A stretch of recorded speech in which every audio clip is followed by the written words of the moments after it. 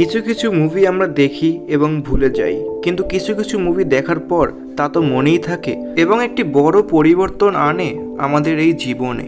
তাই এই আলতু ফালতু মুভি দেখা বাদ দিয়ে দেখলে কিছু ভালো মুভি আমরা দেখি, যে মুভিগুলো দেখার পর আমরা জীবনের নতুন মানে বুঝতে পারি, জীবনকে নতুনভাবে দেখার দৃষ্টিভঙ্গি পরিবর্তন করতে পারি। বন্ধুরা, আজকে আমরা কথা বলবো 5টি মুভি সম্পর্কে, যে 5টি মুভি সকল মানুষদের এবং বিশেষ করে সকল স্টুডেন্টের দেখা উচিত। আমার বিশ্বাস এই মুভিগুলো দেখার পর তুমি তোমার জীবনকে নতুনভাবে দেখবে। এবং তোমাদের যদি ভিডিওটি ভালো লেগে থাকে তাহলে ভিডিওটি লাইক করো এবং কমেন্টে বলো তোমাদের ফেভারিট মুভির নাম।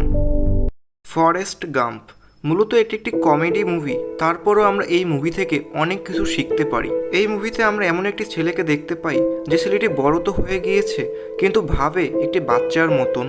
এই জিনিসটি দেখতে তো একটি বড় সমস্যা লাগলেও এই জিনিসটি হচ্ছে ওই ছেলেটির সবচেয়ে বড় শক্তি।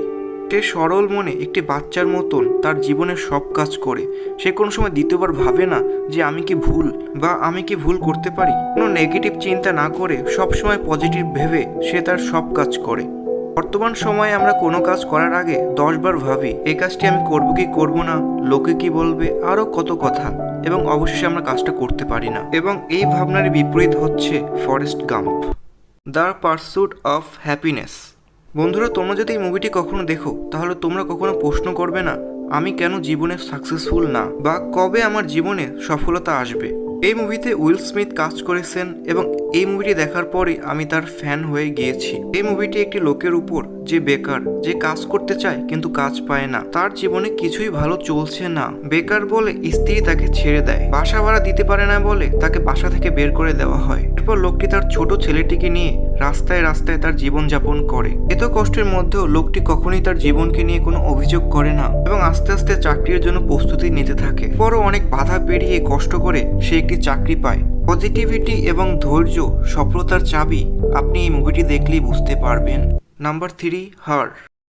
আমাদের জীবন খুবই অদ্ভুত। আগে আমরা একে অপরের সাথে কথা বলার জন্য চিঠি আদান প্রদান করতাম, কিন্তু টেকনোলজি আমাদের কমিউনিকেশন এতটাই চেঞ্জ করে দিয়েছে যে এখন আমরা কয়েক সেকেন্ডের মধ্যে যে কারোর সাথে কথা বলতে পারি, ভিডিও কল করতে পারি, মেসেজ করতে পারি, সবকিছু করতে পারি। এবং এরকম একটি আধুনিক সময়ে আমরা কি শুধু একটি আওয়াজকে ভালোবাসতে পারি? এই ডিজিটাল যুগে আমরা ফেসবুক, ইনস্টাগ্রামে নিজের আসল চেহারা বিউটি ক্যাম বা বিউটি ফিল্টারের পিছনে লুকিয়ে তাদের ফটো দেখতে পাই। তাদের সুন্দর চেহারা, সুন্দর বডি দেখলে কি আমরা তাদের ভালোবাসবো?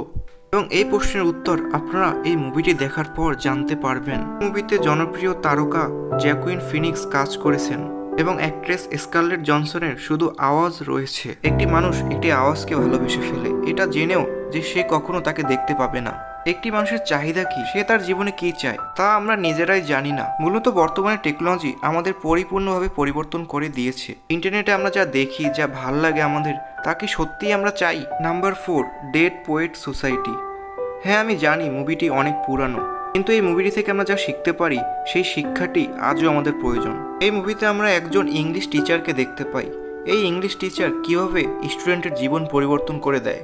এই শিক্ষকের পড়ানোর যে কৌশল ছিল তা এই শিক্ষককে আলাদা করে। কিভাবে একজন শিক্ষক তার স্টুডেন্টদের মধ্যে শিক্ষার জন্য আগ্রহ তৈরি করে, সে কিভাবে তার স্টুডেন্টের মধ্যে তাদের স্বপ্ন পূরণের জন্য আগ্রহ তৈরি করেন। আমাদের শিক্ষা শুধুমাত্র বইয়ের মধ্যে সীমাবদ্ধ রাখা উচিত না। আমাদের শিক্ষা আমাদের ব্যবহারের মাধ্যমে প্রকাশ পায়, নাকি সব স্টুডেন্টের সামনে রাখা ওই মোটা বইয়ের মধ্যে। নাম্বার 5, গুড উইল হান্টিং। সব মানুষ সমান না, সবার মধ্যে আলাদা আলাদা ট্যালেন্ট রয়েছে, কিন্তু বর্তমান সময়ে আমাদের মধ্যে যে ট্যালেন্ট নেই তার উপরে আমরা বেশি ফোকাস করি।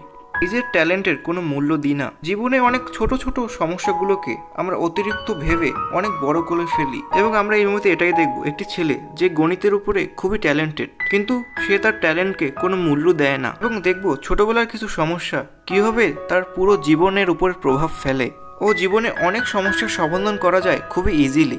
বন্ধুরা, এই হচ্ছে 5টি মুভির লিস্ট। বন্ধুরা, আমি আপনাদের মানা করছি না আপনাদের পছন্দের টাইপের মুভি দেখতে। এন্টারটেনমেন্টের জন্য মুভি দেখা উচিত, কিন্তু মাঝে মাঝে এরকম টাইপের কিছু মুভি দেখা উচিত যা দেখে আমরা জীবনে কিছু শিখতে পারি। এই মুভিগুলো ইজিলি ইন্টারনেটে অ্যাভেলেবেল রয়েছে। তোমাদের যদি এই ভিডিওটি ভালো লেগে থাকে তাহলে কমেন্টে বলো, আমি ফিউচারে এরকম আরও ভিডিও বানাবো। তো বন্ধুরা, thank you for watching this video. Good bye.